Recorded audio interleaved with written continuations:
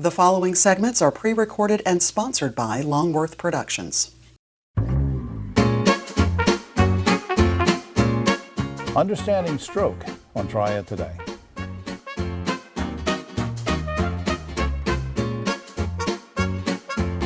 Hello everyone, I'm Jim Longworth and welcome to another episode of Triad Today, coming to you from the Kernersville Auto Museum. We'll tell you more about the museum and it's great. We'll tell you about that later when the roundtable shows up later on, and we're going to get into all sorts of topics. But where we want to start, two very special friends of mine, David Daggett, Griff Schuler from the Daggett Schuler Law Firm, who is, we noted off camera, this is their 100th appearance together on the show, so congratulations. Yeah.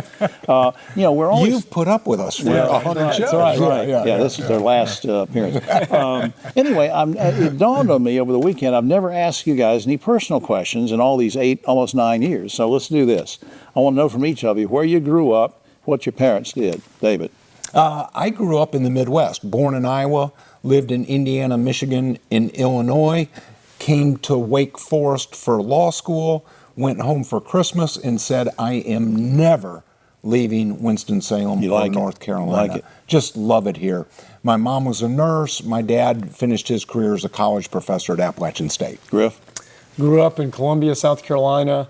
My father was a civil engineer and spent most of his time with the South Carolina Highway Department as a safety engineer for them.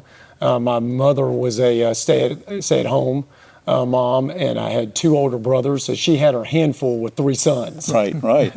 Now, what led each of you to pursue a career? We'll get to the partnership in a minute, but what led you to a career in the legal field to begin with, David? Oh, for me, it was clearly helping people and representing individuals. I'm in my 40th year as a lawyer. Kind of hard to believe. And in that 40 years, the only thing we have represented is individual people, not corporations, not entities, not something elsewhere. All people, all here. What attracted you to the law? Yeah, that's one thing that David and I definitely have in common. It was the attraction of helping people. I was strong in history in high school, went to college, got into political science and history in college, was trying to decide in college between maybe going into some type of government role, maybe in Washington, D.C., right, or possibly going to law school. I had an internship in a summer where I was able to see a law firm representing individuals and helping people, and that just sparked me towards going to law school and doing that. Don't ask me what I was strong in high school. No, I was strong in recess. And cafeteria. That's right. When did you guys meet and decide to team up?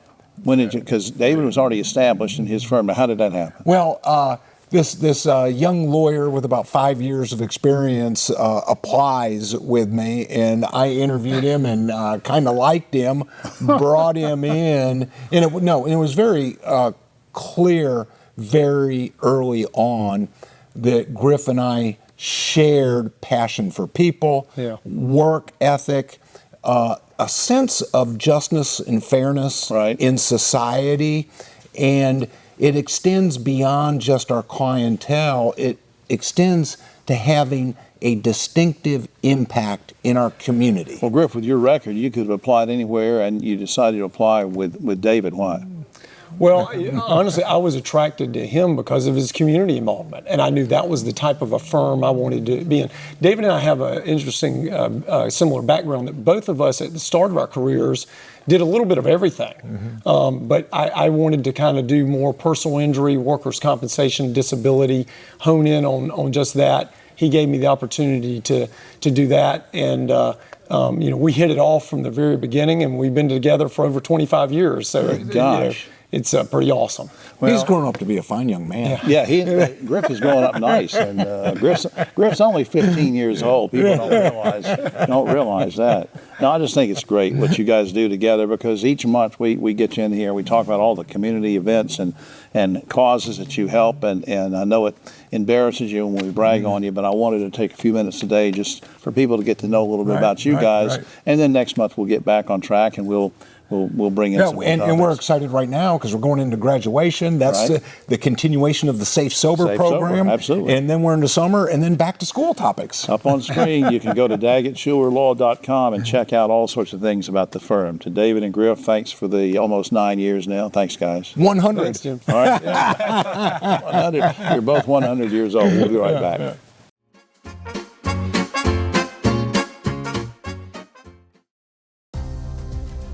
North Carolina's economy is growing, bringing new businesses and opportunities. The need for electricity is growing too. At Duke Energy, we're meeting the challenge, providing even more electricity that's cleaner, reliable, and that stays affordable. We're getting out of coal and reinvesting in our communities with a diverse, balanced mix of energy sources and making targeted upgrades to the grid so that North Carolina can thrive in a smarter energy future. You know, it's hard to believe the Safe Sober program has been going strong for over 30 years. And over 600,000 students have made the pledge to stay safe and sober on prom night. You know, Griff, it's had a huge impact on our community. Yeah, you're right, David. And now we're making sure the message continues year-round. So everyone can join us in supporting our students.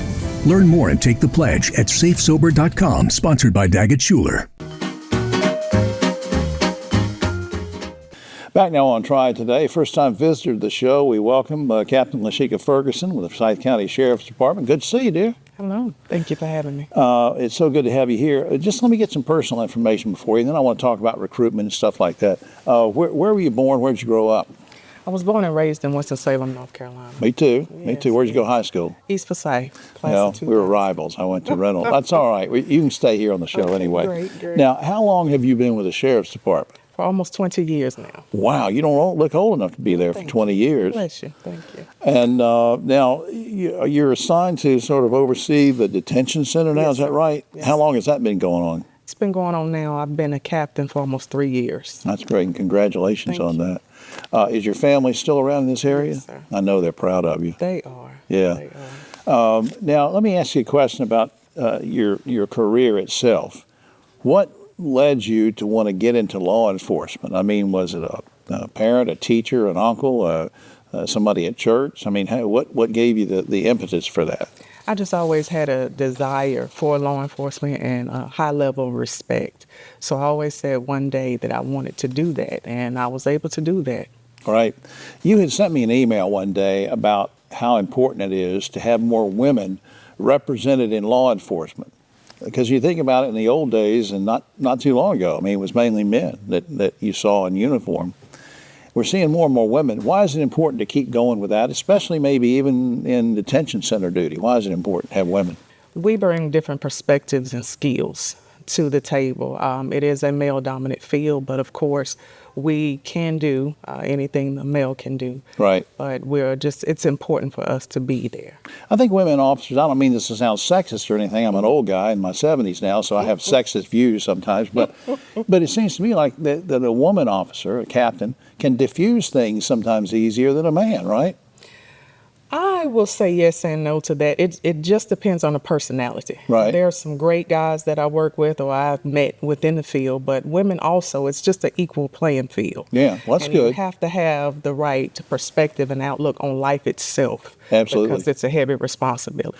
You told me earlier, again, in an email, that there was a big event coming up on May the 31st. I think it has to do with recruitment. Now, where is that going to be and what's it all about? Tell me. It's going to be at the Forsyth County Sheriff's Office. It's May 31st from 9 a.m. to 1 p.m. It's called a Sheriff event, which we use it as a women's recruiting event, but it's also welcome to the public. Anyone who is interested in law enforcement, allows you to kind of see what we do day to day, as far as the operations of the People's Sheriff's Office. You don't have to go into a lot of detail, but I'm just, in general, are there certain requirements, just so people know they're watching you on here, say, hey, I might want to go to that. Well, now, is there a certain age range you're looking for, or, anything that people ought to know that might disqualify them, or? Well, of course, any type of criminal record will immediately disqualify a lot of the candidates. But every situation is different. So I would say just come. Even if the people cannot come and actually be a part of the agency, they can come to support and see what we do, because we owe that to them. And I've heard people say, "Oh, Jim, I've heard about this thing before, and isn't it just for young people?" But it's not, is it? I mean, It is not. It is not. All types of people, color, size, gender, there is no limit to it. All right. Now, the last thing I want to ask you is, and this is a personal question, what's gratifying to you about your job? Being able to make a difference. As a woman in the field, I am determined to be effective, and that's to support and guide and lead, because as a leader, I have a duty to pour into everyone, male and female. Right. So I take it very seriously, and it just allows me to kind of be who I am and just lead and guide people in the right direction. Right. Well, I just appreciate what you're doing for everybody. And before we lose time, I want to put up on screen the website. You can go FCSONC. Of course, it's like Go Forsyth County Sheriff's Office, NC, that's what it stands for, .org. And I hope you will check that out. And I hope people who are interested will go to the event on May the 31st. Captain, thanks for all you do for the community. Thank you so much for having me. All right. We'll be right back after this. Hi, I'm Jim Longworth, reminding you that Triad Today also airs on GTN Spectrum Channel 13 and streams on WFMY Plus, free on Roku and Amazon Fire.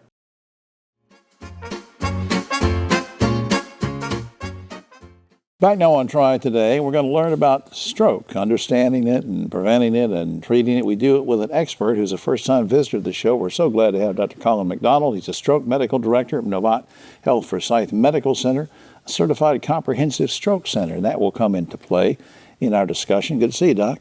Nice to see you, and I really appreciate you getting the word out for stroke. Oh, yeah, and you come to us by way of Massachusetts. That's right, And, southern Massachusetts. Yeah, you're telling me, Dr. McDonald was telling me he grew up on a cranberry farm and very healthy food, so it's a good theme there, we're healthy food. That's thing. right.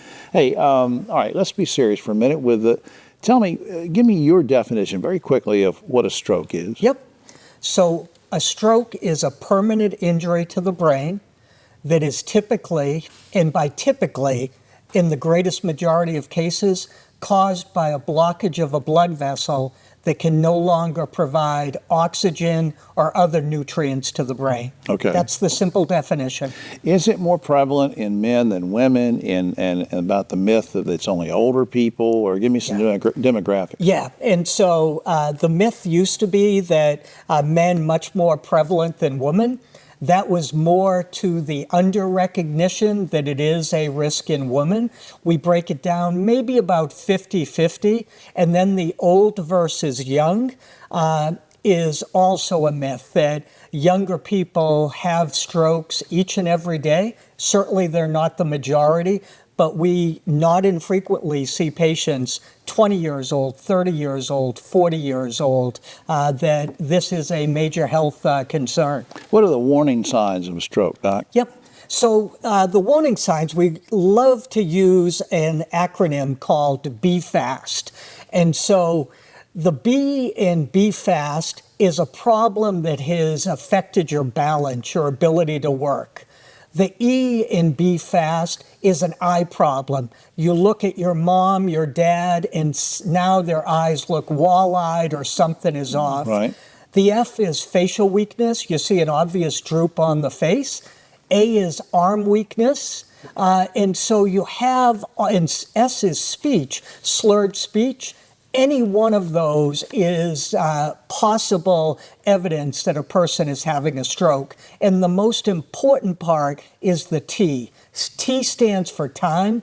We don't want people trying to believe that this is going to get better on its own. Stroke is a time-sensitive problem. And if we realize any or all of those symptoms, we want people to be calling 911, which is fully equipped to get a patient to where they need to be at the right time. And not every hospital is a comprehensive stroke center like yours, and that's important also as it plays into the time factor. We want to get somebody there quickly and make sure they're taken care of, right? That's right. And so we're really blessed in the Triad region, and especially within Novan, to have 3 stroke centers. One of them here in Kernersville, we're in the Auto Museum today, one of them down in Thomasville, and then the big center in Forsyth. Right. The 2 smaller centers are quite capable of taking care of stroke patients as they first come in, but a comprehensive stroke center, what sets us apart are these state-of-the-art interventions that we add on to improve stroke outcomes. Before time gets away from us, very quickly, anything we should do to prevent stroke? Yeah. First thing is know your numbers. Know what your LDL is in terms of cholesterol. Know what your blood pressure is in terms of hypertension. Hypertension, the single most important risk factor that we can address. Yeah. Well, I tell you what, we could have gone on for hours on this. I hope that Bonnie and everybody will let you come back, because there's so many things I want to cover with you about your background and about ways to treat stroke once you're recovering. So I hope they'll get you back here so we can do that. I'd love to, and get another chance to look at these beautiful cars. Up on the screen, novonhealth.org/services/stroke-care. Please check that out, folks. You'll learn a lot about that. Dr. Colin McDonald, we look for you to come back soon. Thanks, Doc. Great. Thank you. We'll be right back after this.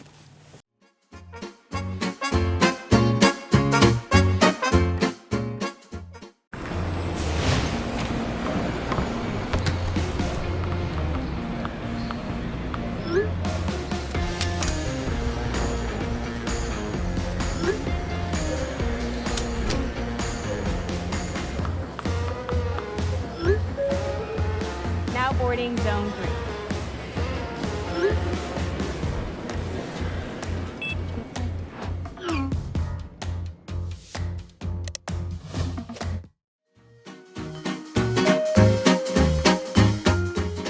Back now on Triad Today. Always glad we can have some of the folks from UNCG here, mainly because it's my alma mater, although they don't claim me.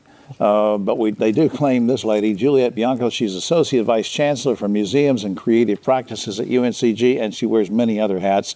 But we are so glad to have you here. Thanks for coming. Thank you for having me. How would you describe Weatherspoon Art Museum to somebody that's never been there, and also incorporate in that answer what the mission is? Great, thank you. The Weatherspoon Art Museum is the art museum on the campus of UNCG.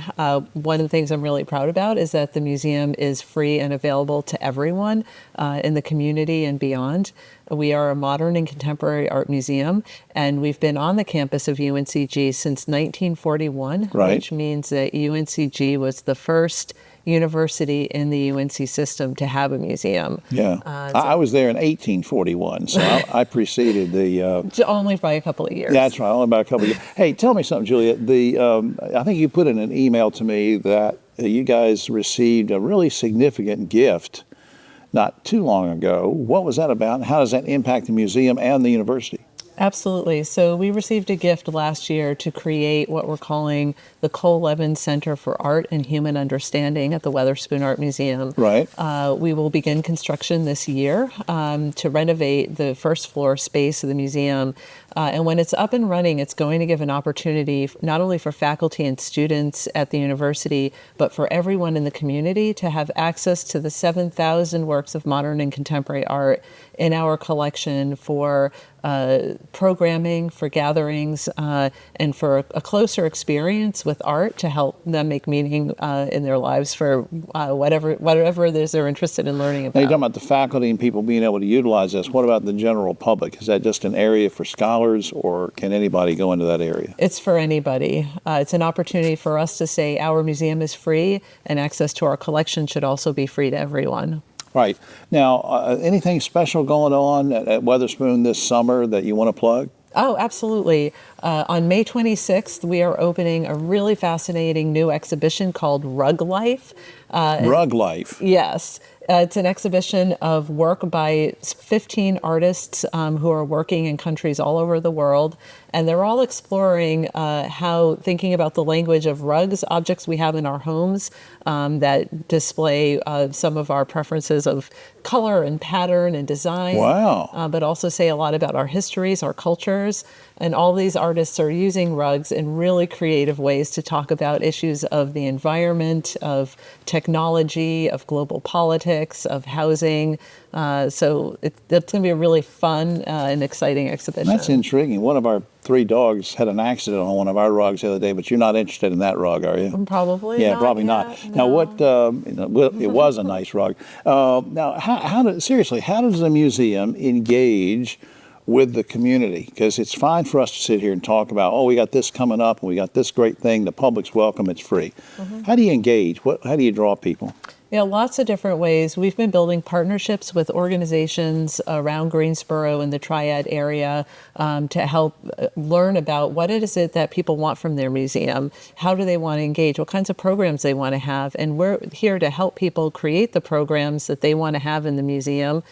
So some people just want to stop by and visit an exhibition, and some people want to create an experience for their community group, for their school, for their organization, for the Chamber of Commerce.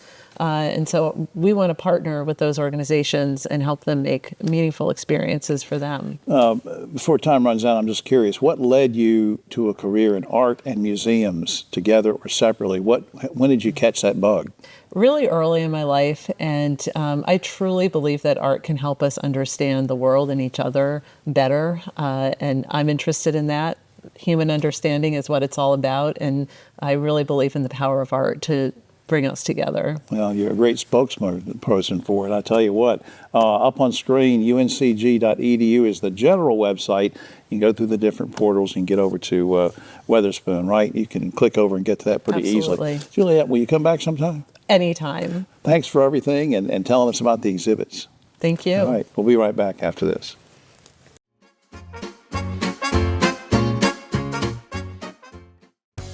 Hi, I'm Jim Longworth, reminding you to catch my column Longworth at Large and Yes Weekly every week. It's available throughout the Triad, or you can go online, yesweekly.com. The world's brightest are Fulbrights, Goldwaters, McNairs, and Spartans. Prestigious doesn't have to be expensive. And we know you will make a difference wherever you go.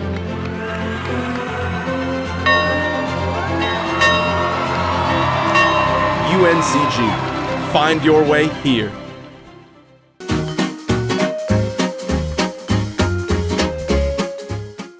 Back now on Triad Today, almost time for the roundtable, but a quick shout out to the good folks here at the Kernersville Auto Museum. It's a great place. They're open on Fridays, Saturdays, and Sundays. It's free. Families, you're going to love this place. Lots to see.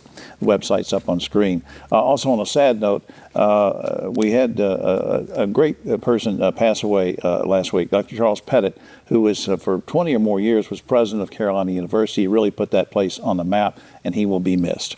All right. Here we go, guys. On my right, but always political left, Ogie Overman, David Daggett, we held over from a previous segment, and Dr. Bob Shackelford is with us as well. The Parkland High School student who last year violently attacked a female teacher and is being tried as an adult for multiple felonies is reportedly being offered a plea deal that could result in no prison time. You guys okay with prosecutors offering a plea deal in this case? Ogie.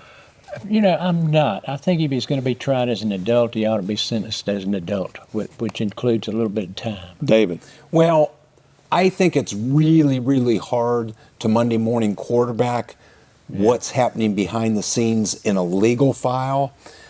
I've got extreme confidence in our district attorney's office. They do a good job across the board. I've got to assume that this is being handled properly behind the scenes, even though we may not like the headlines.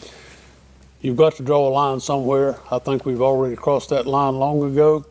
We need to protect teachers, keep the schools safer, convict him. All right. And the law in 42 states, including North Carolina, says that priests must report child abuse that they learn about in a confession. But last week, the Catholic Church announced that priests will be excommunicated if they report confessions about child abuse. Should the church lose its tax-exempt status if it breaks the law and refuses to report child abuse? Ogie. Well, I don't know, Jim. I mean, you've got to keep that brick wall between church and state. If the Catholic Church says that's the way they're going to enforce it, then that's the way it should be. David. I think this is a very, very difficult issue. We deal with these as a lawyer also, with attorney-client privilege and confidential information. I think I agree with Ogie. We got to keep the wall, even though I don't like it one bit. Bob. Jim, I had to live with this for years as a military chaplain. In the military, the JAG and the chaplain, the legal confidentiality. If somebody told me they were going to kill the commander tonight, I can't tell it or I'll be kicked out of the military. But I would try to intervene myself. If not, maybe find a way to tell without telling. All right, an increasing number of elected officials are no longer holding town hall meetings because of disruption from protesters inside the hall. Should protesters, guys, only be allowed outside of the meetings? Ogie. No, they've got to be inside. That's what it's about. You've got to protest if you don't agree with what they're doing. That's America. David. Civil protest absolutely should be allowed. All right, Bob. I think you should be allowed inside. You can disagree with the politician. You should not be able to disrupt the meeting where the people there cannot hold a meeting.